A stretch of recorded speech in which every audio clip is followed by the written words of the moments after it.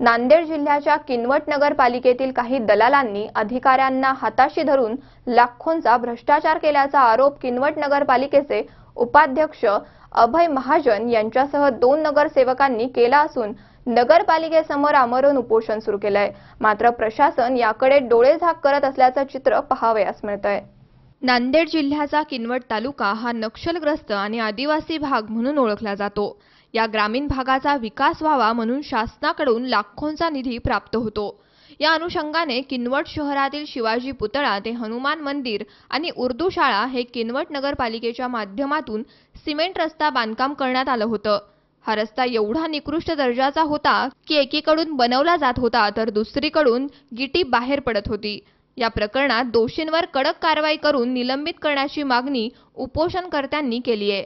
शहरात नळ योजनेमार्फत दूषित पाणी दिलं जात आहे। तसेच किनवट शहरवासियांकडून बेहिशेबी कर आकारला जातोय आणि व्याज सुद्धा लावलं जातंय। तो व्याज माफ करावा अशा अनेक मागण्या घेऊन किनवट नगरपालिकेचे अध्यक्ष अभय महाजन सह काही नगरसेवक आणि ग्रामस्थ नगरपालिकेसमोर उपोषणाला बसले असून दोषींवर कडक कारवाई करण्याची मागणी जोर धरू लागली आहे। किनवट नगरपालिकेच्या अधिकाऱ्यांनी भ्रष्टाचाराचे कळस गाठलं असून मागील 5 दिवसांपासून रास्त मागणी धरून उपोषण केलं जातंय, तर उपोषणकर्त्यांची तब्येत खालावत जात आहे आणि शासनाचे जबाबदार अधिकारी आणि काही राजकीय पुढारी दोषी असल्याने त्यांना न्याय मिळत नाहीये। म्हणून गावातील काही महिलांनी पुढाकार घेतला असून उपोषणकर्त्यांना पाठिंबा दर्शवलाय। एकीकडे नगरपालिकेतील काही अधिकारी राजकीय पुढारी यांच्या संगनमताने होत असलेला भ्रष्टाचार उघड करण्यासाठी उपोषण केलं जात आहे, परंतु स्थानिक शासनाकडून कोणतीच दखल घेतली जात नाहीये। ही मात्र दुःखाची बाब आहे।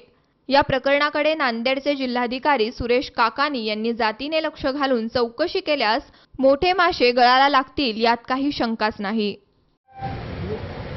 शिवाजी चौक टू हनुमान मंदिर टू उर्दू शाळा या 2 मुख्य रस्त्याशिवाय गावातील या 2 भ्रष्टाचार झालेला आहे। या भ्रष्टाचार केलेल्या मुख्याधिकारी अधिकारी कर्मचारी यामध्ये जे गुत्तेदार आहे यांच्यावर कायदेशीर गुन्हा दाखल करावा आणि जे यांनी हे नुकसान केलेले आहे त्यांच्या स्थावर मालमत्तेतून किंवा त्यांच्या पगारीतून त्यांच्या वेतनमधून हे जे रिकव्हरी आहे जनतेचं नुकसान झालेलं आहे ते जनतेच्या पैशाचं नुकसान केलेलं आहे त्याची रिकव्हरी करावी। दुसरं आमचं अशी मागणी आहे की किनवट शहरामध्ये तुमचा पाणी पुरवठा जे आहे ते म्हणजे पाणी जे येते ते खूप घाण आहे। त्याच्यामध्ये दूषित पाणी असल्यामुळे फिल्टरायझेशन करून शुद्ध पाणी पुरवण्याची व्यवस्था करावी। तसेच आमची आणखीन एक मागणी आहे की जे कर लादण्यात आलेला आहे किनवट शहरवासियांवर त्या करावर जे व्याज लावण्यात येतो कमीत कमी तो व्याज तरी माफ करण्यात यावा अशी आमची प्रशासनाकडे मागणी आहे।